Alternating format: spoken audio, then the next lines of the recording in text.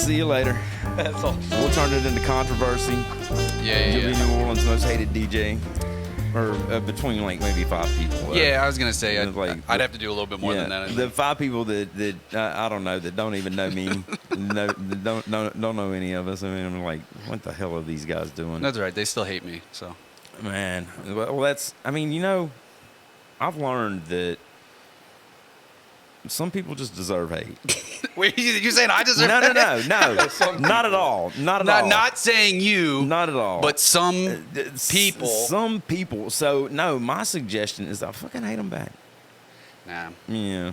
I don't know. It seems like a waste of energy. Yeah, no hate. Just love. It will. Yeah.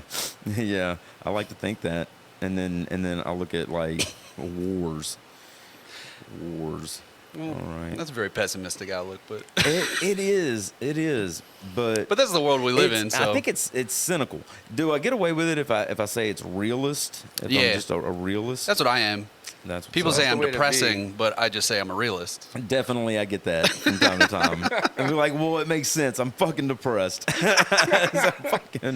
Guys, welcome to Under the Influencers. I know that is a crazy way to start out such a show, but you know, sometimes you got to get real. Thanks for tuning in. I am sitting today with 2 of the purveyors of New Orleans drum and bass, Taylor Castillo, a.k.a. Coastill, and Joe Duzac, a.k.a. Glassy. Yeah, guys, thank y'all for coming in today, man. Thanks for having us, man. Yeah, absolutely, man. It's you know, when it comes to I've been around the drum and bass and jungle scene in New Orleans for a long time, and I'd never met y'all before, I guess, like right at pandemic time. Yeah, pretty much. Yeah. I think it was our 3rd Jungle Punch. That's what's up. Yeah, we had the Mississippi crew down. Yeah, man. That's my folks right there. Shout out 360. Shout out to Nick. Yeah. Shout out Jeffy D. Jeffy D for sure. We'll throw a Melissa couch in there too. Can we get a close up on Joe's shirt here? Yeah, hell yeah. The cameraman, can you zoom it in? Thanks. Yeah, we got that. We got that one. That'll be done post production. So yeah, you know, to see new faces. Always and drum and bass, especially since it's such a small scene, always inspires me, man. And you know, y'all are perfect. Well, thank you, man. Thank you. Absolutely. You know, always feel real at home at y'all shows, man. Like it's y'all bring in good talent, and y'all are always real engaging. I noticed that about y'all. Y'all take the time to you know, interact with like everybody that comes. Yeah. That's a huge thing. We really appreciate it. We try to thank everybody. Yeah. Personally. So y'all are just coming off of a 2-year run at Portside. Yep. Yeah. Pretty much. Close to 2 years. Yeah, that's what's up, man. Instead of ending with a finale, it kind of ended with a. Yeah. But you know, I mean, it was a fun show. Yeah. It was a fun show, man. Everybody went hard. Well, and it's not over. So for those watching, Portside, our venue closed down, which was unfortunate. Joe and I were both very close with the owner. Mm-hmm. Joe's actually known him since high school. Yeah. And he was my neighbor. I live in a neighborhood. So it was sad on a number of you levels. were right behind it, right? Yeah, I was about 2 houses down. So it was sad to see it close on a number of levels. But you know, we always said that's not stopping us, and we have actually line up TBA, but we do have the next Jungle Punch lined up. That's what's up. What's the date, Joe? It's going to be September 16th. Yeah, so we'll have more to announce on that soon. Okay, we'll be announcing it soon. All right. Yeah. All right. We found a new venue that hopefully will work out. We'll see. Yeah. You know, they have a courtyard. They have an upstairs where we'll probably be throwing most of the parties. And so, yeah, it'll be fun. They got food. Yeah, and it's a nice little intimate spot. Yeah, and it's in the warehouse district. Yeah. You know, where we really started picking up speed by working with Techno Club. Yeah. At their nights, we were doing they had a thing called Spectrum where it was more multi-genre, and they gave us pretty much a monthly. And NOLA D&B kind of curated and went through the rotation of DJs local that we had, and it was fun. And then the pandemic took that away. Yeah. So, you know, it was nice to get Portside and get that flowing again, and and it was cool being in that little neighborhood.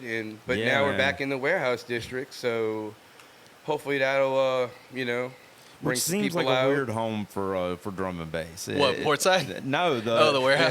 The Portside, I thought it was great, No, it man. It was like a Jungle tiki- Punch. It's a tiki bar. Right. And Yeah. fucking, Yeah. I thought it was perfect. And it's I mean, you can't take away from the grimy element to it too, No. man. Like that is it's a rough and tough neighborhood. Yeah. You know what I'm Yeah. saying? It's so We were in the hood. yeah. Drum and word. bass should not be like pretty. It's not popping champagne bottles. It's and- not, man. And LA has turned it into that, bro. Like, Yeah. I mean, I don't know if y'all know about LA, but like Dirty Phonics and all those dudes, man. They have turned it into like glam shit, bro. But Wow. whatever, I mean, you know. respect to that. Anybody that's bringing Yeah. more people into the genre, Right. love it. But Yeah. for me, the appeal is always that it's a little dirty. Yeah, you know? this place is a dive bar. Yeah. It's Yeah. not The warehouse place he's talking about, the new spot. it's So not really swanky kind of Yeah. like that. No, it's more of a dive bar. So That's what's up. I think that'll be cool. So. Yeah.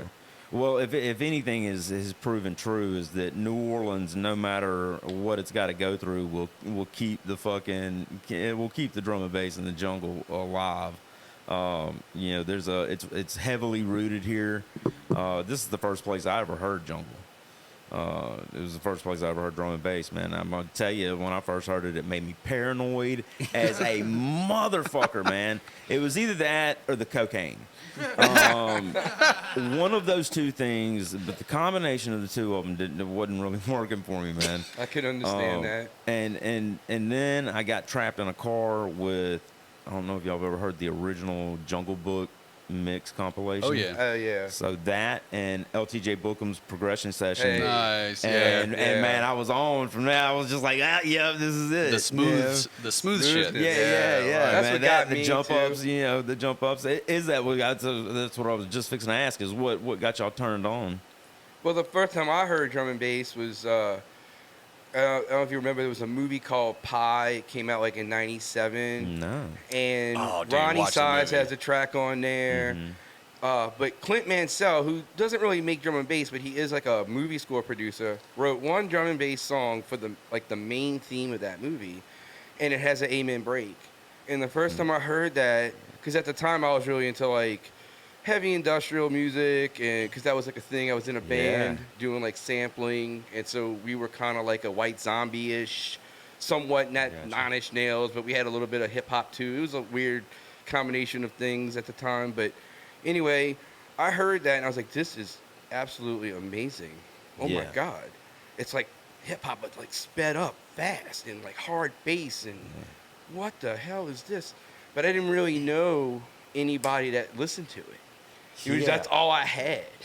And, from there I Right. started like looking and stuff. And then I met a friend of mine who was able to like, no, this is what you need to listen to, and gave me all kind of CDs. And next thing I know, I started producing it myself and writing it myself. Yeah, word. And then I started opening for DJs at the Hi-Ho back in like the early 2000s. That the first place you played? That was like the first, like doing it with samplers and a synthesizer and like one CDJ to like run my drums. And I kind of like played live along, like, because that was my thing, playing live. Yeah. And then over time, it got kind of like, Bricks, right? Oh, yeah. Then Yeah. it moved to the Dragon's Den. Yeah. And then it was like Thursday nights, and here I am lugging out keyboards. I got work the next day. And I'm like, this is getting daunting. And then my friend Bradley taught me how to DJ, and a few other, A-Tech and a Oh, few yeah. other guys. And they like sat me down, like, this is how you do it. And my friend J Double, and Yeah, I shouts learned out. how to DJ. And then next thing you know, like 2007, 8, I played my first DJ show at the Dragon's Den. And then here we are now with Taylor. And Yeah. Yeah. And so, where'd you get plugged in?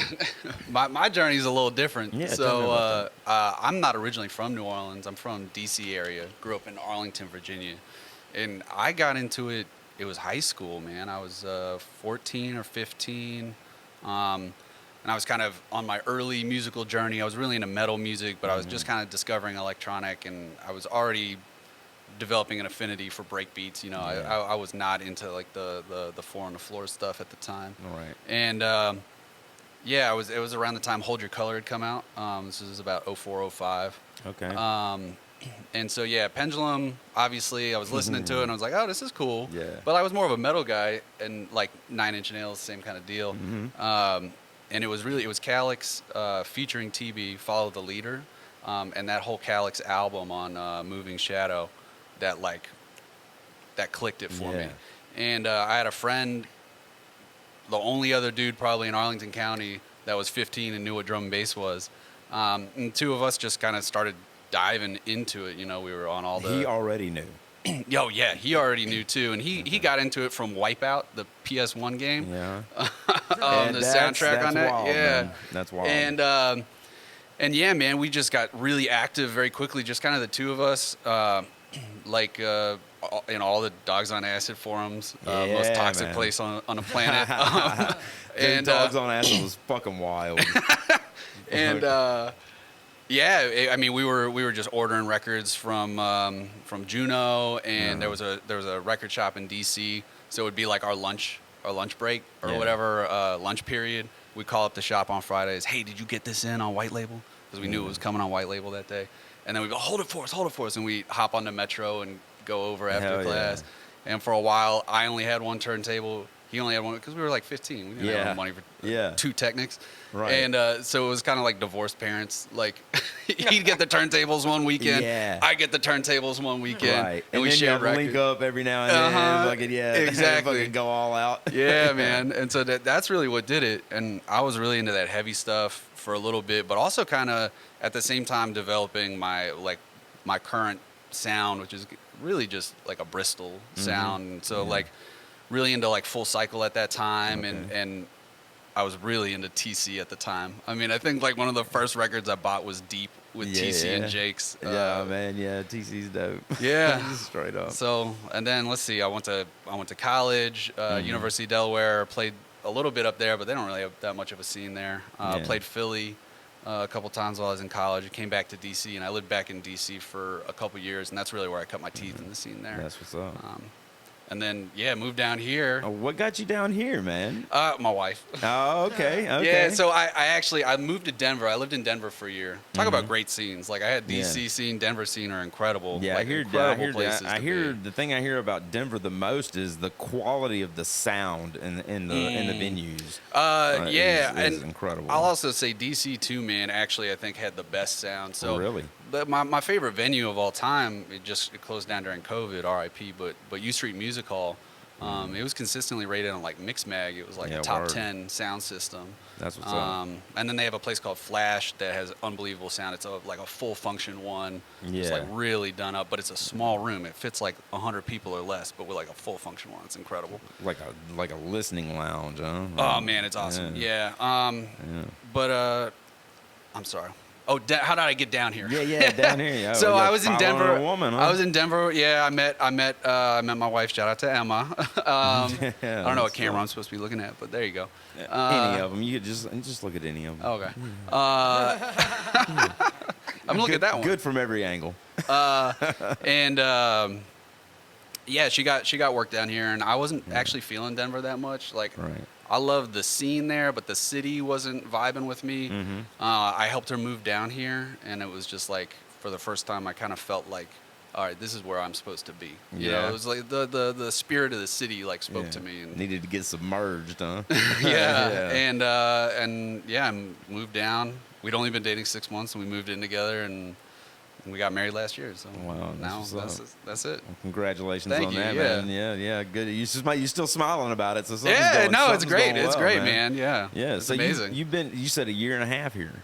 That I've been living down here? Yeah. Oh no, I've been down here 6 years. Oh, okay. Okay. I got you. I got married a year ago. Yeah. But Okay. Yeah. Wow. And I wasn't as active. I mean, I played shows for Joe and everybody. You know, I was part of NOLA D&B, but I wasn't throwing or promoting anything until pandemic when Joe and I had the opportunity at Portside to do Jungle Punch. So that was I'm still kind of new on that front. Yeah. Well, that's cool. I mean, because y'all are already going elsewhere and doing takeover parties, man. Like, y'all were just in Pensacola or Panama City? We went to Pensacola. Yeah. How was that? It was pretty cool. They had a nice little crew out there. It was the coolest place because it was like a record store where they had pushed like all the records to the side. Some of the stuff was on wheels, like I guess the crates for the records and everything. And they just had it set up with laser lights and all that, and they had that little crowd out there. And there was also like art being done, like people painting, like a guy painting in the corner. Oh, yeah. That always brings a cool element to see like something like that going on too. And, It does, man. We used to do in Baton Rouge at Club Culture when I was doing my little bit of promotion. That's what we used to do. I used to have graffiti expos and like live interactive art exhibits going on inside and shit. It'd be crazy, man. But it did. It always chilled the place out a bit. Yeah. You know, it made people move around more, I think. Yeah. Oh, what was really cool about the place, I have to say this, is that they had a coffee bar that actually still served like alcohol and beer, which to me that was like better. Like I'm a big coffee nerd, so I was like, wait, I can get like a latte? They're like, yeah. I'm like, holy shit. Yeah, and you can get it's like one the with best whiskey party in it. ever. Right. Yeah, at 1 in the morning. Yeah. You know, I'm like, this is great. It's like they had like a little guy with an espresso machine and the whole 9 yards. I was like, this is what. So, Yeah, like, I'm up there trying to play a set, and Joe's ordering his double skinny latte. Yeah. I'm sitting over there with the Starbucks looking thing, and he's got his like whiskey. But it was, hey, it was still, it was great to have that. Yeah. So you always have to have alcohol or something. I don't mind this, but man, I love the adult coffee or adult milkshake. I love that, man. I'm all about it. I mean, I don't really drink a lot, but if I'm going to, I want it to taste good. Right. And I mean, just most alcohol doesn't. Right. No. Yeah. It's Except for this. What? Yeah, this man, I can't believe you discovered this thing. This shit is good. I didn't discover they put me on it. Earl over there in the booth put me on this shit at the comedy festival this weekend. He says that we went through 3 bottles of it. I don't know if that's true. I don't think that's true. Hey Joe, can you grab that? Can we get another close up of the bottle? Oh yeah. Yeah, there you go. Can you show it to the camera? Camera guy, can you zoom in? There you go. Old Smoky, Tennessee. salty watermelon. Yeah, salty watermelon, and then the peanut butter over there. I've got this cranberry over here. This is not. I'm not on my period. This is. I know it's a natural diuretic. I actually think it's supposed to help with UTIs, not with periods. It might do that. Yeah, well, it's a lot of women. I know that because I'm married. A lot of women do drink it on their period, and I know that. Thank you to Martin Scorsese for following that bit of information with a very violent scene. But yeah. I don't know if y'all seen The Departed. Y'all seen yeah. Oh yeah. Great movie. My wife drinks it when she's on a period. It's a natural diuretic. You got your period? Yeah. You fucked that dude up. Anyway, that's why I'm toxic. Too many fucking mob movies and shit. Oh, wow. I think it's healthy. Yeah, I do too. I don't know. Yeah, what do y'all think about cyberbullying? I try to be a big proponent of it. I do my part. Yeah. I do my part. I try to chip in when I can. A friend of mine does a real funny joke about it, and he's like, I don't think it's real. It can't be, man. I mean, you could put that thing in your pocket. It's like, just turn it off. So that's true. Yeah. Anyways, I'm in no way promoting bullying, but if it happens, it'll probably make you a little stronger. Right. Yeah. If you feel like cyberbullying Brandon, I think there's a comment section below this video. Absolutely, there is, and you could go to my you could go directly to my pages, Instagram or Facebook. The only thing that I require is that when you see me in person, you say the same shit. Just say the same shit, because I know how you feel. Anyways, so. Working together, that y'all had never thought about it before. No, before the Jungle Punch. I it mean, kind of grew naturally. Yeah, it just kind of grew naturally. We did a live stream together during COVID, and after that, we just started talking. He's like, "Man, my wife's cool if you want to swing through. Bring a mask or whatever, wash your hands, and Because at the time there was no you that watched those vaccine things. stuff, so Yeah, this was I can't- early It was like the pandemic. early. And Yeah, I'm like, people he's were like, but- still licking on shit in public. Yeah. yeah. So I started swinging by his place, and Danny, the guy that owned Portside at the time, he was kind of operating as a restaurant because he had a lady in the kitchen serving Caribbean food, and so a lot of people were going there to get to go and all this, but he started like trying to sell merchandise to get a little like extra cash in his pocket. He's like, I got hats, T-shirts. So one day I swung over there and I was like, man, give me a shirt and a hat, and I bought some merchandise from him. And it had been a minute since we had seen each other, so we started talking about old times. And then I told him, one day I told Taylor, tell that guy, because he lived so close and going over there all the time. I said, tell that guy you know me. And he was like, okay, I'll do that. So one day he told him, he's like, holy, you know Joe? And he's like, yeah. So one day I went down there again just to hang out with him. Like, I was passing through, and I told Taylor, hey, meet me at Portside. And the three of us were in this bar just hanging out drinking. Yeah. And he started telling us of this idea he had to get people in his bar. He's like, I'm operating as a restaurant, right? He's like, I can have private events. And he's in that band. I don't know if you ever heard of them. They're a local like stoner rock band called Suplex. They've been around since like, I don't know, 1996. Yeah, word. They're very good friends of mine. And because I was, like I said in the early days, I was in the metal scene too. So like in a band, and our bands played together a bunch. So that's how long we go back. High school, the whole scene of that. And so anyway, he's like, I'm going to have a show for my band. I'm going to sell 25 tickets because that's the max I can have in here. Everybody's going to have to wear a mask, blah, blah, blah, all that crap. And this was like, you can have less than 50% capacity. Yeah, this was all those rules. This was like January 2021. I'm going to sell tickets online, and it's sold out. Yeah. And it went over and he had no problems. So we were like, wow, that's awesome, dude. He's like, well, I got something for you guys. Why don't you do one of your drum and bass parties? You think y'all could sell it out? And I'm like, yeah, man, nothing else is really going on. Yeah. And he was like, all right. I said, it's 25 people. I'm pretty sure we can do it. Yeah. And then immediately it sold out. And we did the party. And he was like, this is awesome. And then we did another one. And then after that, restrictions lifted. And he came to us and said, guys, y'all can have a monthly. And we're like, hell yeah. That's what's up, man. Here we are. That's what's up.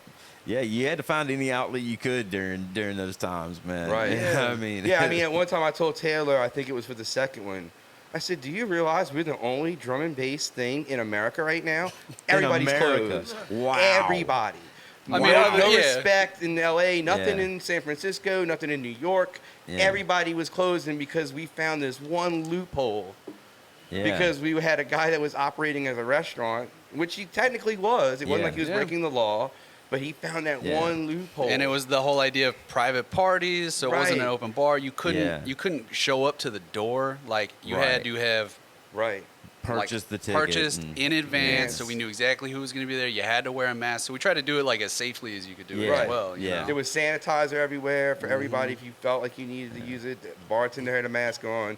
It was done properly. And from what I understand, nobody ever got sick. I didn't hear anything of that. So kudos for him finding that loophole to let us kind of start the ball rolling. A lot of businesses made it through doing that, switching over to a restaurant. And it had like 85% of their shit had to be. I think he was already kind of doing that before the pandemic. So it really worked out in his favor. Like he didn't have to go switch his license or whatever around. He just was like, well, wait a minute. If I can have a private party, then I can have a private party for my band. And then they can have a private party for their DJ crew. Yeah. And one thing he said was, and I got to give him props, is what we were trying to do is this. He said after the first show, he's like, Joe, you didn't bring bands come and they bring like their fans, and sometimes they say we have all these fans and they show up and it's like their girlfriends and like 5 other people. Yeah. And I'm like, right. He's like, dude, you brought a scene to my bar. Yeah. And I'm like, well, that was the key. I said, that's what I want to do. It's not about me. It's not about Glassy. It's not about Coastill. It's about NOLA D&B. It's about drum and bass for the city. And that's all we want to do. Yeah. I mean, I'd say it's even less about NOLA D&B. It's just about drum bass. It's about drum and bass, really, period. Right. We don't care who's doing it. Bring it. That's the thing is I don't associate, most people I associate with a crew, whether it be a NOLA D&B or below sea level or, tight step concept, whatever it might be. But y'all, I see y'all more as affiliates. I associate y'all more with each other than I do with anything else. But man, y'all are sturdy in the scene, and Thank you. yeah, man. I mean, dude, to no man is an island, but maybe two of them are. You know what I'm saying? It's like, what the fuck ever, man. Well, we have thing. There's a big age difference between us, believe it or not. Yeah. I just made 49. 49. And he's I'm 32. Okay, yeah. So So what's 17 great years, about that yeah. is I have the old that's school wild, man. experience. Yeah. And he's got the younger experience for the internet and all that stuff that I'm really kind of not as good at. And you're from here.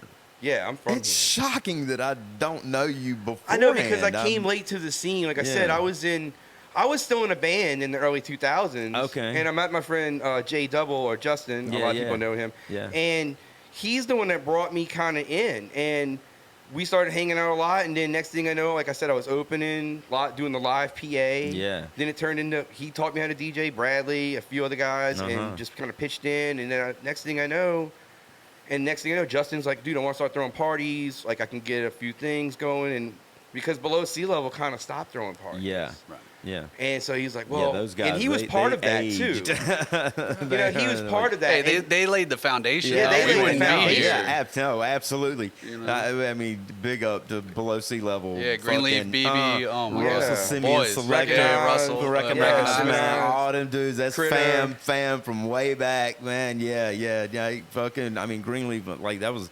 When I moved here, that's who I moved in with. Was Oh, Greenleaf. you moved in with Greenleaf. Yeah. Oh, wow. You might have seen me at a basement safari, just didn't know it was me. Yeah, may very well have, man. And then like fucking Paul, Brother Electric, was my roommate for a long time. Oh, no shit. Yeah, our bands in the man. 90s, he was in a band, and our bands played together. Yeah, and then one word. day, I went to go play at Basement Safari, and he's playing before me, and I knew him with dreadlocks and everything. Yeah.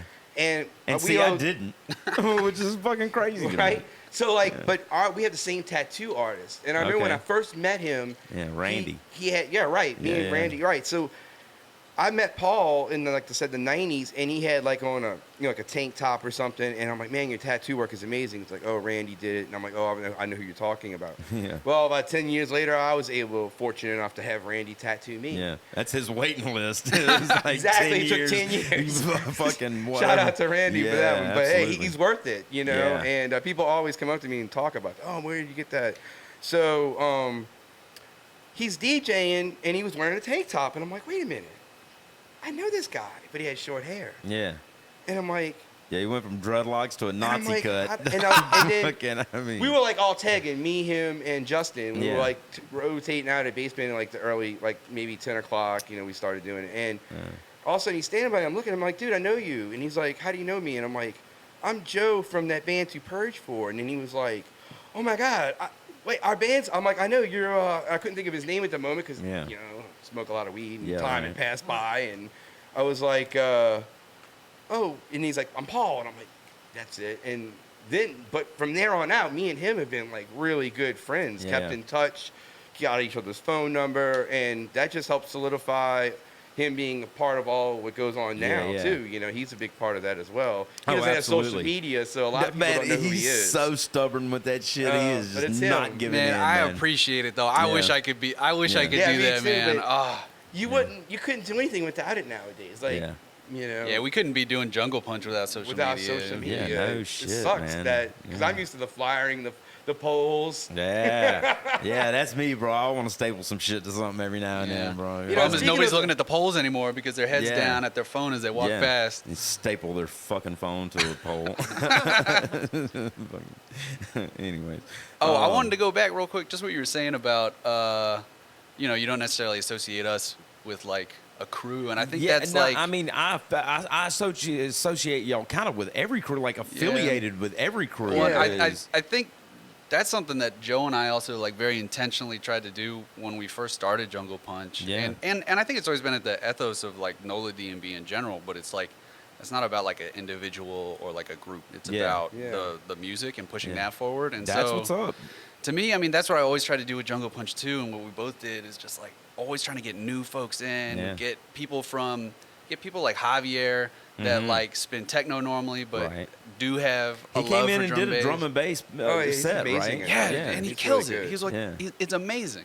and really trying to like cultivate that, because to me, yeah, it's just about the music. It really is, man. It's such a sound that the scene is so small that it definitely does. We don't need to be drawing lines around it, not at all. But that's the lineage of it. That's how it that's how it came down. Oh yeah. It came down the line. So everybody kind of followed that suit. But no, I totally appreciate y'all like standing to that, man. It's Yeah. But once you see scene shit, it seems like y'all both came from like scene oriented shit. Yeah. And once you see how that operates, it's easier to stand, just individually and not necessarily buy into all the scene politics. Right. And that shit comes with anytime you like, oh, this is my crew and that's your crew. Fuck that, man. Like, let's all cuddle puddle. Cuddle puddle. Coming Can't from, we like, all just get along? Yeah, which is weird to say about maybe a drum and bass scene. This is usually a bunch of screw-faced dudes. But No, that's gonna be take a fucking smile. That's the title of my next single, actually. Is It's Cuddle cuddle Puddle. puddle. Hell yeah. And speaking of like when I was in like the metal scene or the band scene, there's a lot of the same stuff goes on in that scene that goes on in the electronic DJ scene. Instead it's bands. Man. Yeah. And they have their internal drama, and then they have the drama with the other bands. Yeah, it's more like gang fights. Oh, they're all cliques, like all same bands, just always play together. Oh, that sounds like a nightmare. So, yeah, it does. But the DJ scene has that too sometimes. Where you're like, oh, it's the same. But Comedy's I think now got it too, it's a man. lot I'm more. sure. Comedy's got it too. Yeah, I bet it does. But I think now it's kind of everybody's more coming together since COVID. I think that's really like awakened people to like, man, I need to be more, supportive of everybody versus just we're all in myself. this together. Yeah, we're all in the same boat. We are really. We really are, dude. And like you said, the scene is so small, man. We just gotta support each other. The entertainment scene in New Orleans is a crazy scene to be in. No matter what you're in, comedy, DJ, band. Yeah. It doesn't matter. Yeah, I mean, and no matter fighting, what, man. Street performer. Just like a restaurant. Yeah. Like it's the same thing. Any gathering of people is going to have its internal strifes. But yeah, man. I mean, there is when you're looking at an entertainment scene here where everybody that's entertaining you is also fans. They're also your audience, right? And that's no matter what you're doing. It doesn't matter what you're doing, whether you're cooking in a restaurant. Whether you're playing music, whether you're DJing, whether you're doing comedy, it's all the same things. And man, it's people are gonna make that, So I don't know how we get rid of it, but it used to be plur. We don't really do that anymore. Right. Nobody says that anymore. It's like now it's like people look ugly rolling. Yeah, but yeah. So. New venues y'all are working with, are there any that y'all are willing to talk about? Well, I mean, we have possibly? Dave Owen in 2 days, so that'll be at Santos. Santos. Yeah, that's right. Unfortunately, this won't be out by then, but, it will be a good show. Y'all should have gone.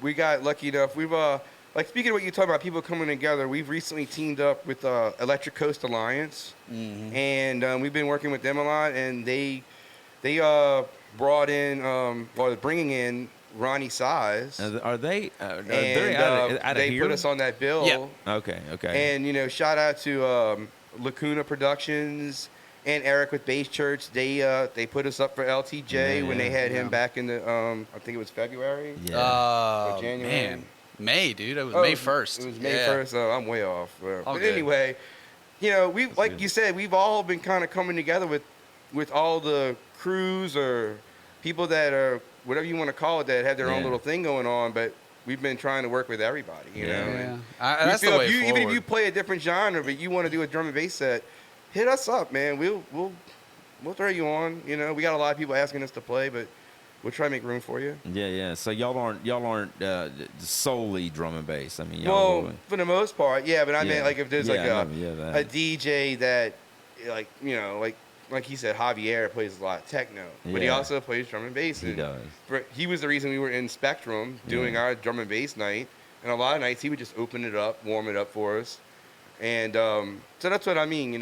Like you're in the drum and bass, let us know. Like we're not against like, oh, you play house, Nah, some days are over, man. I'm ready to. No, you got drum and bass. Come play drum and bass. You know, we got the place to do it. So and if you never played before, shit, that too. Come play. Like, oh yeah, you know, like we always looking for new folks, and like literally anybody. Like another thing, in a DC scene, I was part of a crew called Subdistrict that was like this very. It was a monthly that was dedicated towards like cultivating new talent in DC. Shout out to Jules if he's watching. And yeah, that was a big thing that I took from that was just like the importance of just giving and creating space for newcomers because as somebody that, you know, everyone's been there at some point, it's so hard to break into like an insular scene. And so being able to create space for just like, no, you're new, you want to get like, come on, man. Like, take a shot. Let's go. That's interesting. That's an interesting perspective because, honestly, my introduction to the whole that sound and that scene comes through direct rave scene.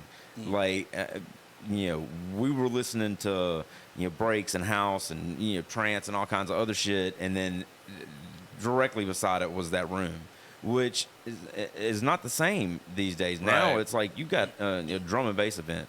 It's happening at whatever bar or club, and then the house shit is across town. Right. And the association is not necessarily there. So it was much easier. The people that we were already friends with were the people that would have been like the guardians of the gate or whatever. Yeah. So yeah, that to people, for me to come across people who were introduced to it through a commercial aspect or something outside of that is so it's like I love that story, man. It's like really totally outside of any of this shit. You were listening to drum and bass before you went to drum and bass events. Oh yeah, man. That's a foreign concept to me. I was nerding out on Chemical Records. What were the new releases this week? And I'd never been to a show. Man, that's the one thing that I'm really envious of younger folk for is the access, the immediate access. Man, we had to go fucking dig. Right. That's what I said. I couldn't really find it. Yeah. Until I met somebody that was really into it and gave me a bunch of CDs he had burned for me and stuff. And I was like, oh, man, thank you. And next thing I know, I'm like, oh, this is the stuff I've been needing to listen to. Where you been all my life? It's also been kind of depressing for me because I'm like, they're so easy access. But then people are like, oh, no, they just don't like drum and bass. Right. Yeah, there's a lot of people. I'm telling you, there are a lot a lot of people that are it's just an acquired taste. Yeah. Right. And see, I don't really go for acquired taste. Like a beer, I don't drink it. Never acquired that taste. You're either in it or you're not. Yeah. So yeah, to suffer it out, man. I mean, really, when I tell you, it made me paranoid, man. Like the shit. What were they playing? Was this like some tech itch? Well, like the first thing that I ever heard was it was straight raga jungle, and I mean like just this is the mid '90s, so it's like a lot of snares, real clattery, real fucking tons of snares, lots of sirens. I was gonna say dumb sirens everywhere. Fucking like, oh, do I need to run? I'm inside. Where are they? Why? What the fuck? Where am I going? How'd they get this cop car in the club? MC's like real angry. Man, it was. I mean, it was just. It was so new to me, and even okay, so I mean, I listened to my fair share of metal and punk and whatever, but hip hop was always my love, and finding that connection there, that's really what really fucking drew that makes me a lot in. of sense with progression sessions. Well, it's way smoother. Yeah, man. I mean, dude, that dude as a navigator through that sound was spectacular. Yeah. Yes. But just it was the softer side of that. It really was soulful. Not to take anything away from the sound, because fucking Bookham is the goddamn man. And that sound, I will always, when I hear that, it will stop me. Yeah. It will stop me. It's the only music in that genre that has made me tear up. Wow. And fucking like those mixes are deep as fuck, man. I didn't know that could be done. Right. As somebody that stuff's hard to mix. Like it's not as on the grid as say current music. Yeah. Trust yeah. me, because I've fooled with a lot and of you it too you were sometimes. dealing with live shit right off the top. I hear that that's way harder. I don't know anything about it, but I hear that that's way harder to mix than Oh yeah, live music's way Yeah. hard to mix. Yeah. yeah. But I like, mean, I know you're dealing with more components for yeah. sure. Well, when I started doing my stuff back in the day, I was really just like playing bass lines to like drums and triggering samples. That's what I was doing. Okay. You know, kind of replicating like having the drummer that I was used to having. So all my drums would just be on that one CDJ. Yeah. And I would just fill in the rest. Or I might have had okay. some. Okay. I might have had some other like atmospheric tones going on as Yeah. well. So I didn't have to try to do everything. But for the most part, I was playing the bass lines of the keyboard riffs, whatever you want to say, as far as triggering the samples, all that before I got into the DJing.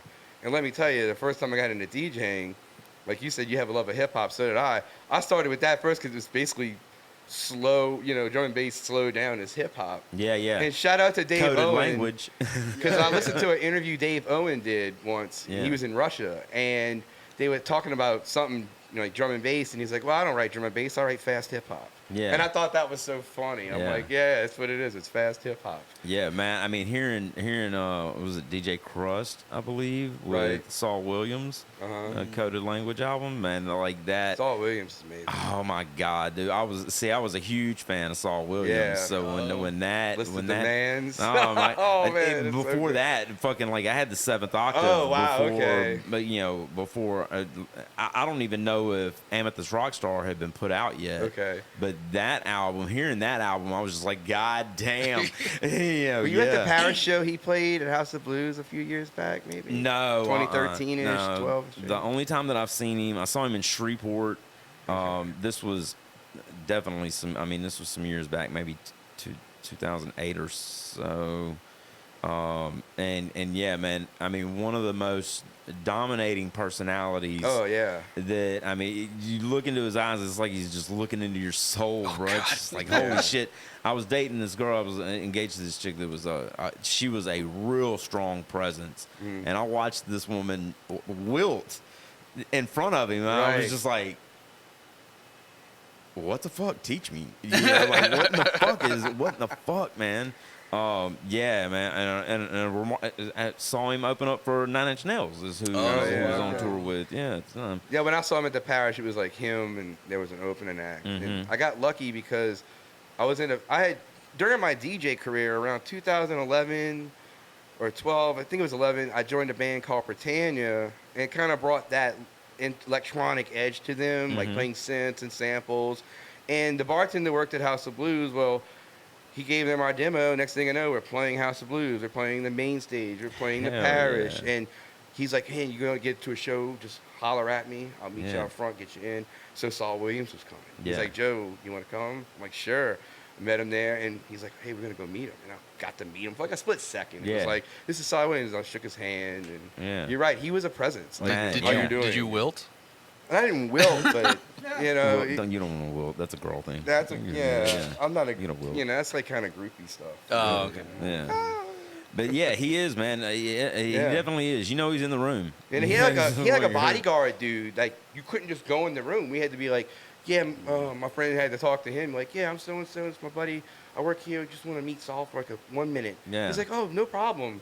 And he came out and shook our hands and enjoyed the show kind of thing. And dude, it was really cool. It was because the parish is small, so It really is. you know, it was pretty intimate kind of thing. And I'd rather see a band like that in a small than, say, an arena.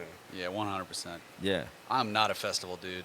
No. I want the smallest, littlest room. Yeah. Well, that's the great thing about our music scene, our entertainment scene in general, is if it's a stage show, Yeah. man, it's so intimate. Yeah. I mean, Yeah. you're right there. love it. Yeah, yeah, it really is. It's a great thing, man. I mean, It's- even Nine Inch Nails when Trent came here a couple of years ago, was at the Sanger. And he had Yeah. to play like 4 nights or whatever Right. because it's so much smaller than like Smoothie King. But last time I saw him was at Verizon Center in D.C., you know, a giant stadium. Yeah. So being able to even see, you know, Nine Inch Nails and Yeah, like and a that's not smaller even a venue. lot of people with the band there. You know, Right, it's right, like, right. It's what, like 4 people, you know? Yeah, exactly. Yeah, that's Sanger's even a big stage for that. Yeah. Yeah.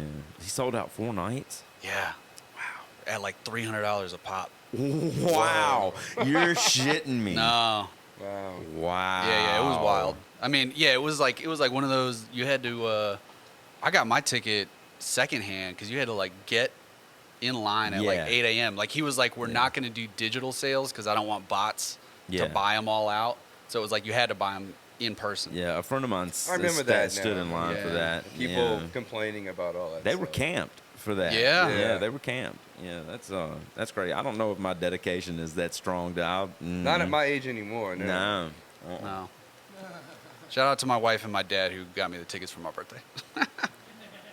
Keep getting gifts like that. Right? Keep giving those. Inspire other people to do the same. Those are great gifts. Oh yeah, man. Emma's a great gift giver. So Yeah. if you guys ever need gift advice, go to my wife. Is that her love language? No. You better know what her love language is. She likes she likes words of affirmation, and what's the other one? Okay, yeah, you just see this guy. Yeah, That's why he's still married. Yeah, and the one where it's like a physical, like she likes hugs and stuff. Yeah. Physical touch or whatever, physical intimacy or something like that. But my preferred method of I giving don't know any of them is really. acts of service. Yeah. That's my preferred Okay, method. So okay. There's a little mismatch sometimes. Yeah. But we understand each other. That's great. That's great because I don't understand any of them. I'll teach you, man. Man, it's such It's an hard, individual man. thing, man. Yeah, it's like you got to be there for every one of them. I think. Well, I don't know. I've had a wife now for 19 years, and let me tell you. I didn't even know you were married. Yeah, because my wife, she's not into drum and bass. Yeah. She's into like Slayer, Tool, like a lot of Fucking metal. That's what's up. But she knows when she met me, I was in a band. So, Yeah. and she wasn't really into my band. I'll be totally honest with you. She was like, "Y'all are okay." Like, so, And Jenny is brutally honest. and we're she is. okay. Man. She will tell you how it is. Y'all are okay. And but she knows I love this. Like she Yeah. knows she's number one, and then music is like number two. Or maybe my dogs are number two, and then music's like number three. Yeah. So to her, it's like, no, let him do his thing because it makes him happy, and that's awesome. We don't have any children, so Yeah. that kind of helps. If I would have had a kid or two, I probably might have been, I got to play the dad role, and Yeah. might have walked away from drum and bass, or just did it here and there. Oh yeah, book me if you want to, but we didn't do that route, so. Here we are. I have the free time to do that. And, she gets to sit home and watch her television and have a good time. And she knows I'm out doing my thing and I'm going to be faithful and come home. And, as long as all that stays the same, I'm good. Right. I'm golden, And she's all about it. She was like, So the whole no Dave Owen griefs. thing was her idea. Like, you're not going to get him? And I'm like, I don't know. It might cost the money. She's like, no, go ahead and do it. I don't care. And I was like shocked. I was like, all right. So I called him the next day and I'm like, Go ahead, do Let's Dave book 'em. Owen. And then literally, we get all that in a row, and then boom, Portside's like, Yeah. We bought the flights like 2 days before Yeah. Portside all of a sudden, announced they were hey, closing. dude, me and the landlord aren't getting along. I'm getting out. Oh. And so now y'all going rabbit hole on that one. No, it's Santos. Santos. That's Rabbit Hole what's up. soon. I'd like to get some in Yeah. Rabbit Hole. Yeah. Yeah, well, we were talking before the show about, nobody's ever heard of that. Nobody's ever heard of that place. What? You were talking about one of the new Yeah, it's a venues. brand new place. It's called And- Cane Talks. And see, that's weird because nobody had ever heard of Rabbit Hole before it Right. opened. No. But it's taken off. That place Yeah. is. Oh, I mean, wow, once you it know was that- an amazing place. Once It's you a know really that good it's venue, Nile great is the sound one system. that's like associated, then it's like, Right. all right, yeah, that makes a lot of sense. Yeah, Right. true. But, yeah. But I just I don't know if I can sign on to the they've never heard of that place. It's like this is there's always new places popping up here. Yeah. Right. That's why we're giving this place a chance. We're Yeah. gonna see what happens. We booked a few jungle punches for the future, and Yeah. if people come out and support, I'm pretty sure it'll keep going. That's and, cool, and man. especially post-COVID, so many places, so many great spots had to close down. Right. So, Right. I'm all about, there are going to be so many new spots over the next couple of years popping up as people are trying to figure it out. So, I mean, because some of the places that are popping up won't last. They just won't be able to make it for whatever reason. Exactly. So I mean, this is New Orleans. We will party in a warehouse. we will find a way. real quick. A parking garage or wherever. You know a good warehouse? Well, I mean, there were people throwing parties in, like fields during COVID with a generator. Yeah. I got knew a DJs hand that were raised in the playing booth. them things. Maybe we might know some. We might know a warehouse.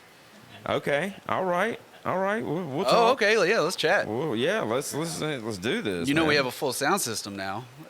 Yeah, we That's do. what's up. When Yeah, we y'all pack- been gathering, huh? Yeah, well, we'd slowly been adding to Portside sound Yeah, yeah. system, and then it was Portside had to close, and he was like, "Yeah, you guys got to come pick up all your stuff." And we went to go, and I was dismantling as we were getting ready to put it in Joe's car, and I set it all out in the middle of the floor, and it took up like half the floor of Portside, and I was like, Hell "Holy yeah. shit, we bought a lot of speakers." Wow. Yeah. It was- Wow. Yeah, it was an eye-opening moment. It was like when you're just buying a little bit at a time, you know, Yeah. it can sneak up on you. Well, that's great, man. I mean, that you know, it's what it takes to succeed in it is Yeah. to bring your own production. It gives you a flexibility that you Man, it gives Yeah. you all of the flexibility, all the power. Really, I mean, when it comes to it, it's like you can call your own shots. You're not Yeah. relying on anybody else's whatevers. That's the dream. That's the Yeah. dream. Yeah. Yeah. Yeah. So what's the goal?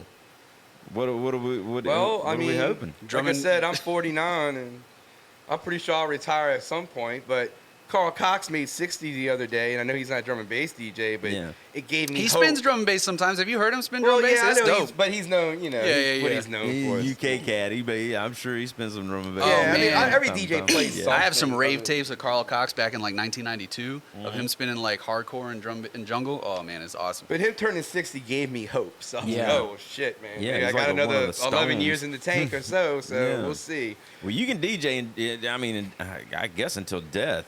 Yeah, you Yeah. technically could. I mean, Yeah, we'll just get you a nice They'll little lower chair the to sit decks, on. Lower the decks. Yeah. Yeah. But our goal is to just keep drum and bass going in this city. And like I said, him being younger than me, at one point I probably will retire or step away from like trying to, you know, plan events and all that stuff and deal with the venue. Just you keep that flame alive. Well, I'm gonna try, but Yeah. no. What I'm trying to get to is we want to pass it on to the younger Both. people. Like the younger people come, you know, like Yeah. Yeah. eventually somebody will be really involved that's a lot younger than me and him, and we'll be able to say, hey, now this is pass the torch. Yeah. I think It'd be great to look back and say, wow, NOLA D&B and all these parties have been going on now for 30-something years. Yeah, Like, man. I mean, for the younger cats to have a beacon, Yeah. you know, like that's who to look to, man. I mean, that's you said you're not a festival kid. I feel like that was the thing with the festivals is it was kind of the product of a vacuum,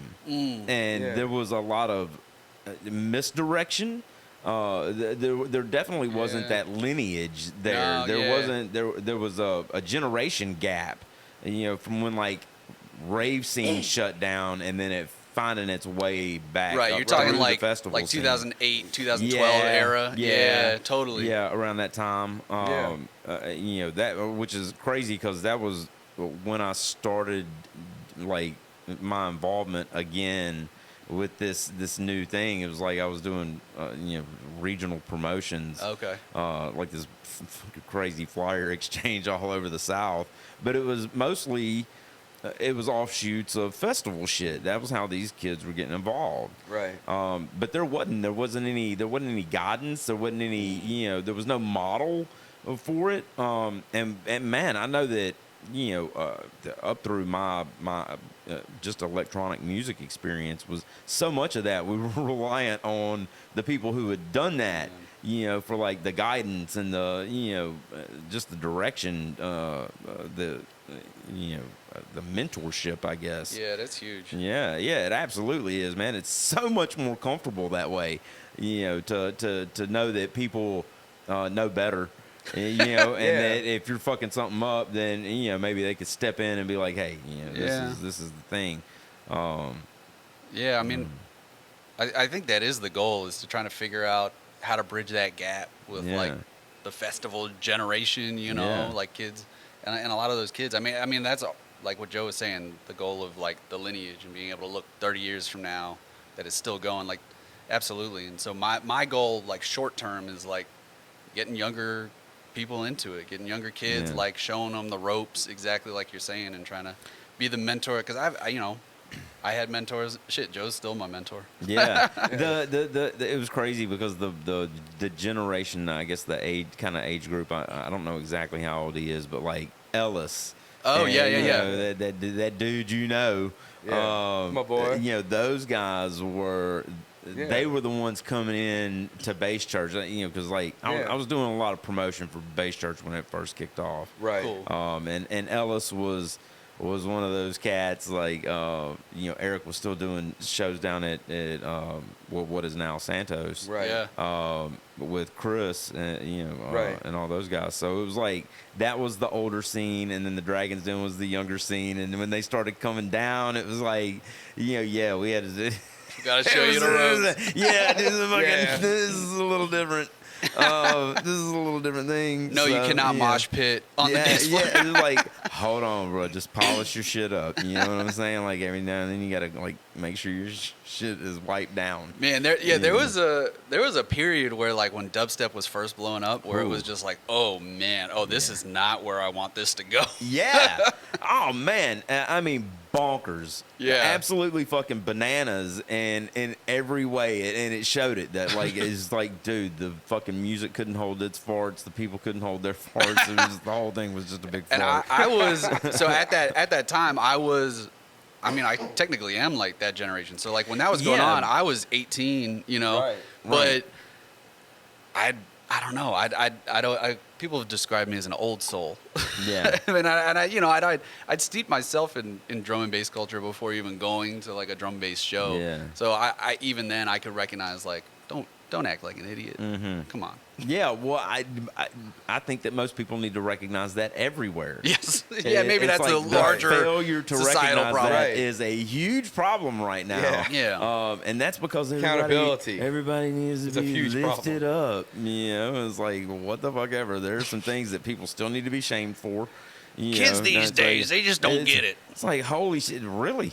Really? And, No, yeah. I know I sound like a persnickety old man. And honestly, I can't wait to get old.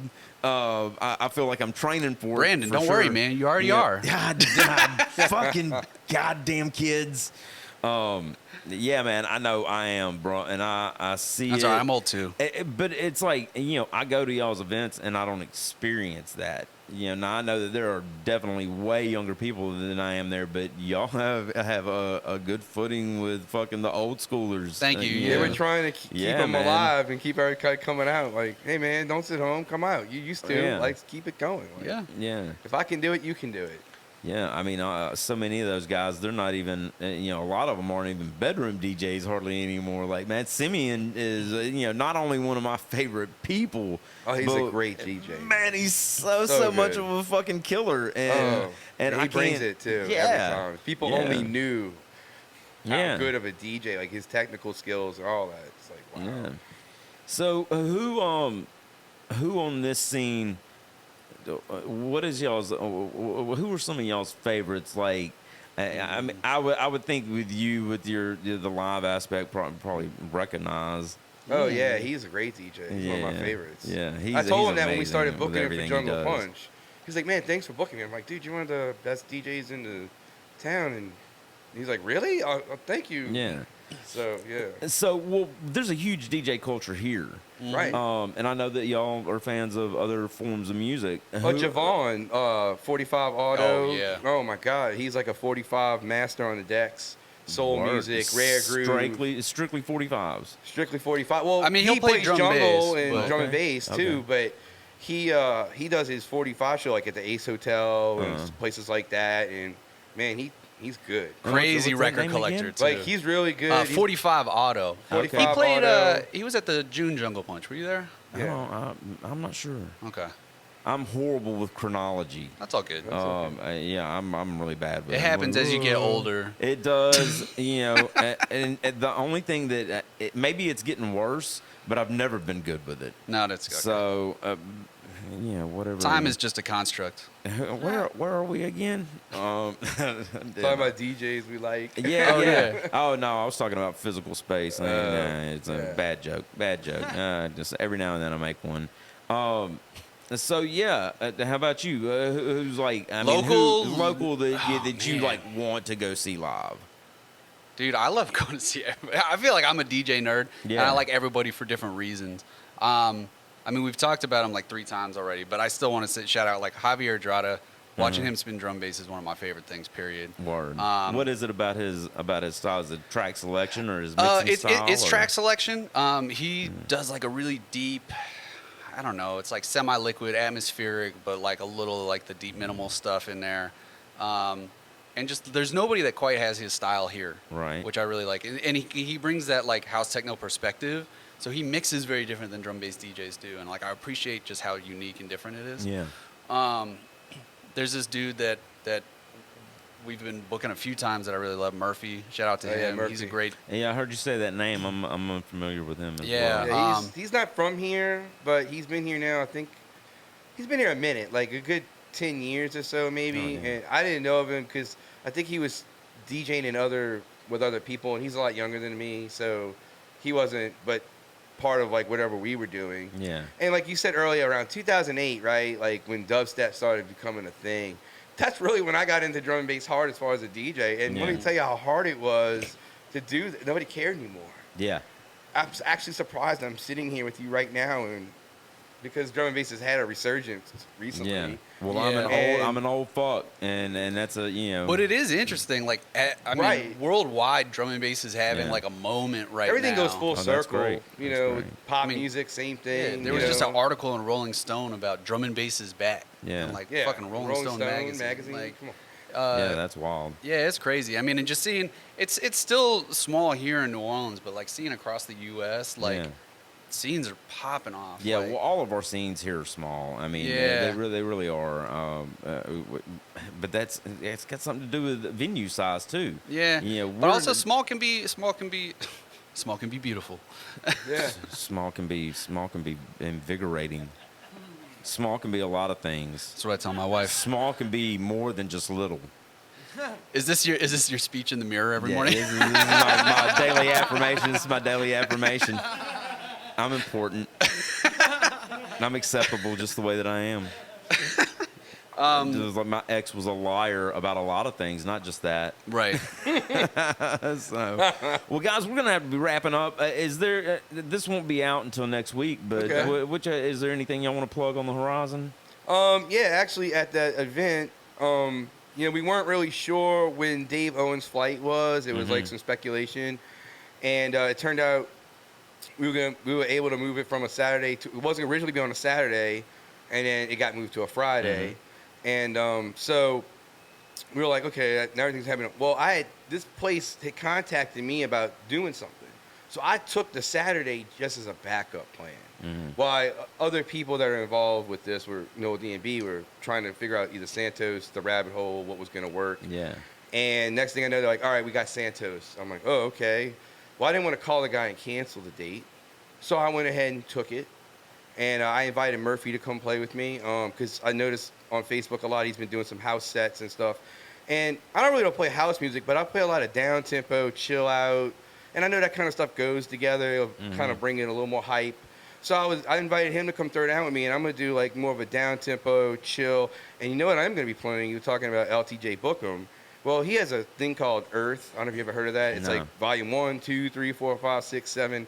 I'm going to be playing all selections from that stuff. Nice. Like, it's all from good-looking records. Yeah. It's some of it's real, like, smooth, jazzy, atmospheric drum and bass. Some of it's, like, lounge sounding. It's all over the map. And it's a lot of drum and bass artists just making this more like a lounge style music. Yeah. And I don't think anybody plays anything from this Earth series. So I'm like, you know what? I'm going to start. It's old. It's from the 90s into some 2000s. Maybe like Earth 7 came out in maybe 2005 or 6. I don't know. But it's got like Makoto, big drum and bass, liquid guy, does a lot of stuff. He's got like disco tracks on here that are amazing. It's like, wow, that's absolutely amazing. Oh, yeah. So I want to go play that stuff because I'm into it. You know, I'm Yeah. like, man, I listen to a lot of this chill out drum and bass and chill out like down tempo kind of trip hop, you know, from like Massive Attack, Portside. And I never play that stuff out as a DJ. Yeah. And I have a night.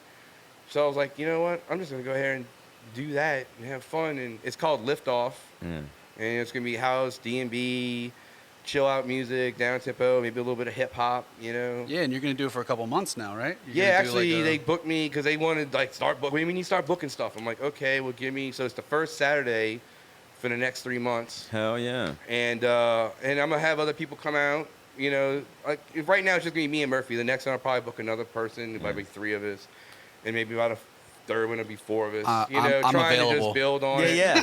This man looks totally bookable. It was, you know, like it was all. And with Dave Owen being Friday, I didn't want to like try to like have too much going on. You know, Yeah. like so I was like, you know, I'll just make it me and one person, make it easy. Keep it loose. Yeah. Keep it loose, and we can have a good time and see how it goes. Oh yeah. You know, and So that's the first Saturday of the next 3 months. And where at? it's called Cane Talks. Cane Talks. 735. Cane Talks. Yes, Cane Talks. 735 St. Joseph Street Cane Talks with a K. with a K. And then, Kane. It's a weird name. I know. I've never. yeah, but it's like K-A-N-E-O-X. Kain. I don't know. Okay.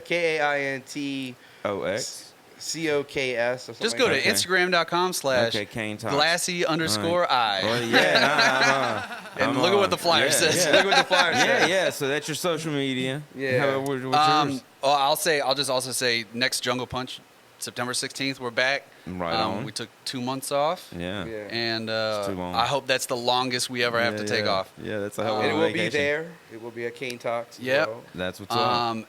I'm Coastill, Instagram.com/ COASTILL. It's my last name rearranged. I was 18 when I came up with that. Thought it was awesome. Yeah. And now I'm stuck with it. So you weren't even here when you came up with that. With Coastal? Yeah. No, man. Okay. I mean, I was on the okay. East Coast. I was like, man, this dude's from DC. He's representing the coast for sure, man. They're That's different what's coasts. up. But no, Yeah, hey, yeah, man, yeah. as long as I don't move to like the Midwest, I'm yeah, cool. right. You had to change that name to Landlock or something like that. Yeah. Yeah, I'm on Facebook, SoundCloud. I produce and write music too. So, Roughneck Ting. I'm gonna have a couple tracks coming out on an album with them in a couple months, as well as I don't think I can announce the other one. But but yeah, just follow me for stuff, and hopefully make it out to Jungle Punch. Hell yeah, definitely make it out to a Jungle Punch, man. Y'all get out and support these guys there, keeping drum and bass and jungle alive in the New Orleans area. Yeah, Brandon, thanks so Guys, much for having us. Man, thanks thank for y'all for having coming us, in, man. man. It's been a pleasure chatting with y'all, man. Glad Yeah. to know y'all a little better. Yeah, it was absolutely. fun. Good. You know, welcome back anytime. Thank y'all. Thank you. Shouts out Grimtown Studios. Grimtown Studios.